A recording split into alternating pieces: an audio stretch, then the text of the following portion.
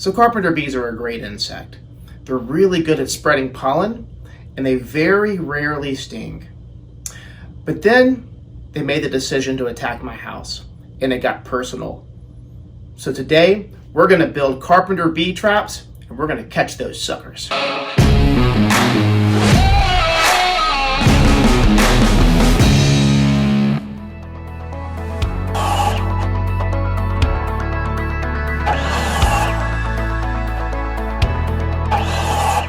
So here I want to drill about 2/3 the way through.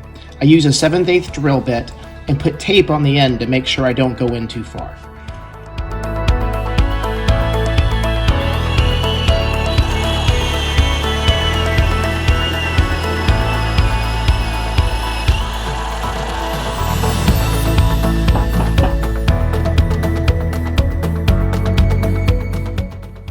So here I use a 1/2 inch drill bit and I drill it at a 45-degree angle.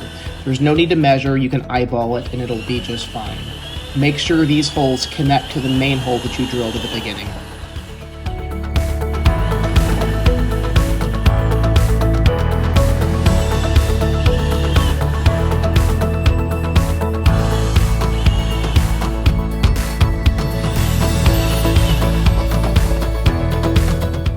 So after completing all the holes here, we've got our 4 holes in the sides, and this is going to be where the bees will enter.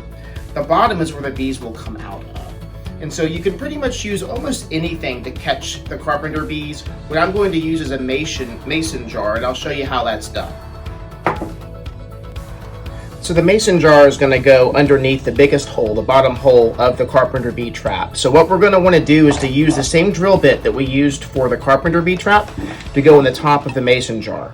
So what you want to do is hold on to it very tightly and then put the drill over it, and then it should go straight through. And the thing is, it will not be pretty, and that's okay. So once you take the lid off, you'll see that these shards are pointing down. Be very careful not to hurt yourself.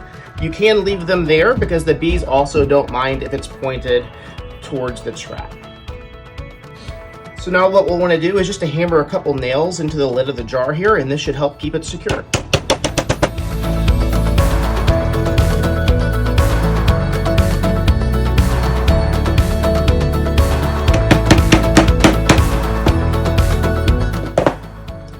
Then you just screw the jar into the trap, turn it upside down, and you're just about done. So to be an effective carpenter bee trap, you are going to have to hang it. So I'm going to pre-drill a very small little hole up top. Then I've got here a little eye hook that I'll screw in, and then any type of string can go right through, and it'll be very easy to hang on wherever you want. And here you go. These are 2 traps that work exactly the same. This one is $38 on Amazon. This one is about 82 cents making it yourself. So it's your choice, but for the cost of this one carpenter bee trap, I can make somewhere in the neighborhood of 45 of my own. And it's much more effective, cheap, and frankly a little bit fun. So what happens if you don't have a mason jar? Well, chances are you probably have a soda bottle or water bottle lying around the house. So what you want to do is you want to start the trap the exact same way. You want to drill the hole in the bottom and then drill the 45-degree angle holes for the bees to enter, just like you saw before. The only difference is you want to make sure this bottom hole is just a little bit smaller than the cap of the bottle that you want to use. And then we'll make a little bit bigger hole, just enough to fit the cap in. And then all we need to do is put wood glue in for an adhesive, and the bottle will screw right in. So I'll show you what I mean.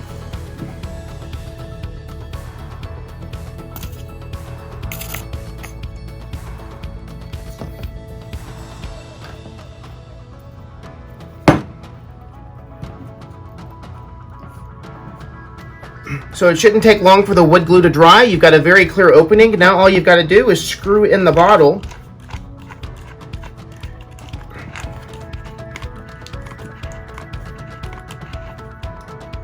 And then you have yourself a dirt cheap carpenter bee trap that's just as effective as the $38 one you would buy online.